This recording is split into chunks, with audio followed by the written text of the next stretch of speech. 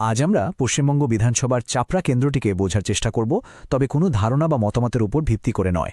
আমরা দেখব এখানকার রাজনৈতিক আর সামাজিক পরিস্থিতিটা ঠিক কীরকম, আর সেটা দেখব শুধুমাত্র ডেটা আর তথ্যের চোখে। চাপড়ার পুরো ছবিটা পরিষ্কারভাবে বুঝতে আমরা 4টে ধাপে আলোচনাটা এগিয়ে নিয়ে যাব। প্রথমে দেখব ওখানকার মানুষের জীবনযাত্রা, তারপর দুটো নির্বাচনের ফলাফল বিশ্লেষণ করে ভোটারদের মন বোঝার চেষ্টা করব, তারপর জানব তাদের অসন্তোষের কারণগুলো ঠিক কী, আর সব শেষে উন্নয়নের একটা সম্ভাব্য মডেল নিয়েও কথা বলবো। তাহলে চলুন আর দেরি না করে আমাদের প্রথম ধাপে যাওয়া যাক। চাপড়ার সাধারণ মানুষ তাদের জীবন জীবিকা আর প্রতিদিনের যে চ্যালেঞ্জ সেগুলোকে একটু কাছ থেকে দেখি। চাপড়া হল নদিয়া জেলার একটা নদীমাতৃক এলাকা। মানে এখানকার মাটি, অর্থনীতি, মানুষের জীবন সব কিছুই কিন্তু নদীকে ঘিরে। আর এই বৈশিষ্ট্যটাই চাপড়াকে পশ্চিমবঙ্গের অন্য অনেক জায়গা থেকে বেশ আলাদা করে তুলেছে। এই সংখ্যাটা দেখুন, এটা কিন্তু চাপড়ার অর্থনীতির একেবারে আসল ছবিটা তুলে ধরে। এখানকার 4 জনের মধ্যে 3 জনই কৃষির সাথে যুক্ত। আর যদি আরও একটু গভীরে যাই তাহলে দেখব এর মধ্যে প্রায় 48% হলেন ভূমিহীন কৃষি মজুর, মানে নিজেদের জমি নেই। এটা কিন্তু অর্থনৈতিক দুর্বলতার একটা বড় লক্ষণ। তো এখানকার মানুষের রোজকার লড়াইটা ঠিক কী নিয়ে? এই ডেটাগুলো ঠিক সেটাই বলছে।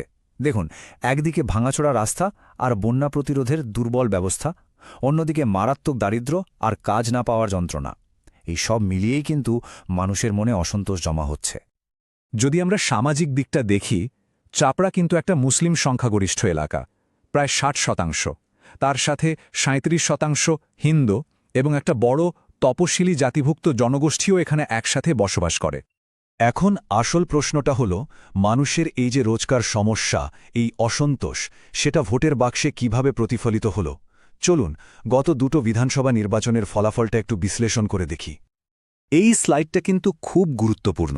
দেখুন, ক্ষমতাসীন দলের ভোট শেয়ারে কি অসম্ভব পতন। 2016তে যেটা ছিল প্রায় 48%, 2021-এ সেটা নেমে এসেছে প্রায় 35%। এটা কিন্তু পরিষ্কার বুঝিয়ে দিচ্ছে যে সমর্থনের ভিত বেশ ভালোভাবেই নড়ে গেছে। আর 2021-এর ফলাফলটা আরও মজার। দেখুন বিরোধী ভোটটা কেমন 3টে ভাগে ভাগ হয়ে গেছে। এর ফলে কি হল, মাত্র 34.7% ভোট পেয়েও শাসক দল জিতে গেল। বিরোধী ভোটের এই বিভাজনটাই কিন্তু ফলাফলে একটা বড় ফ্যাক্টর হয়ে দাঁড়িয়েছিল। আর এই সংখ্যাটা দেখুন 86%-এর কাছাকাছি। এর মানে কি? এর মানে হলো চাপড়ার মানুষ কিন্তু উদাসীন নয়, তারা অত্যন্ত রাজনৈতিকভাবে সচেতন এবং তারা ভোটটাকে একটা হাতিয়ার হিসেবে ব্যবহার করে পরিবর্তন আনতে চেয়েছিল। তাহলে মূল প্রশ্নটা দাঁড়াচ্ছে, কেন এই পরিবর্তন? কি এমন ঘটল যে ভোটারদের মধ্যে এত অসন্তোষ তৈরি হল? এই অংশে আমরা সেই কারণগুলোই একটু খতিয়ে দেখব। তথ্য যা বলছে তাতে বর্তমান বিধায়কের বিরুদ্ধে বেশ কিছু অভিযোগ উঠে আসছে।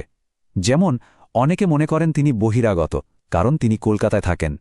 এলাকার মানুষের থেকে তার একটা দূরত্বের অভিযোগ রয়েছে।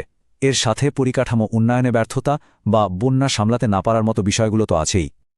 আর এই বিষয়টা, এটা একটা খুব গভীর সমস্যা।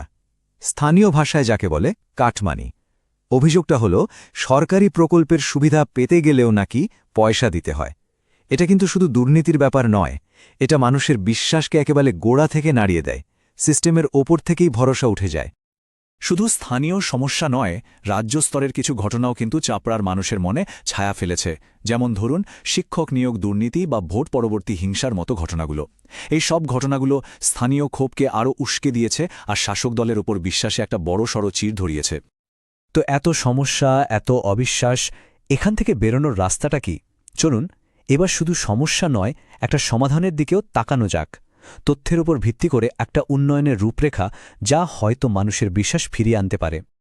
এখানে একটা ত্রিমুখী পরিকল্পনার কথা বলা হচ্ছে, যা সরাসরি চাপড়ার মূল সমস্যাগুলোকে টার্গেট করে। জীবিকা, পরিকাঠামো আর জনকল্যাণ, এই 3টে পিলারের উপর দাঁড়িয়ে এই উন্নয়নের মডেলটা তৈরি। এই টেবিলটা দেখুন, কত স্পষ্টভাবে বলা আছে কোন প্রকল্পে কত খরচ, কতদিন সময় লাগবে, আর তার বদলে মানুষের লাভটা কি হবে। যেমন ধরুন, বন্যা আটকাতে 60 কোটি টাকা খরচ করলে 10,000 হেক্টর চাষের জমি বাঁচবে। এটাই হলো আসল রিটার্ন অন ইনভেস্টমেন্ট। ফাঁকা প্রতিশ্রুতি নয়, একেবারে মাপা যায় এমন উন্নয়নের কথা বলা হচ্ছে। শুধু বড় প্রকল্প নয়, মানুষের প্রতিদিনের জীবনে স্বস্তি আনার জন্যও কিছু নির্দিষ্ট পদক্ষেপের কথা বলা হয়েছে। যেমন, বাকি থাকা বাড়িগুলো তাড়াতাড়ি শেষ করা, প্রত্যেক বাড়িতে জলের লাইন পৌঁছে দেওয়া, বা হাসপাতালে একটা নতুন ডায়ালিসিস সেন্টার তৈরি করা। এই ছোট ছোট পরিবর্তনগুলোই কিন্তু মানুষের আস্থা ফেরাতে বড় ভূমিকা নিতে পারে। কিন্তু শেষ পর্যন্ত প্রশ্নটা একটাই, মানুষের মনে যে গভীর ক্ষোভ আর অবিশ্বাস জমে আছে তা কি শুধু এইরকম ডেটাভিত্তিক উন্নয়নের প্রতিশ্রুতি দিয়ে দূর করা সম্ভব? এই প্রশ্নের উত্তরটাই হয়তো চাপড়ার ভবিষ্যৎ রাজনীতির পথ ঠিক করে দেবে।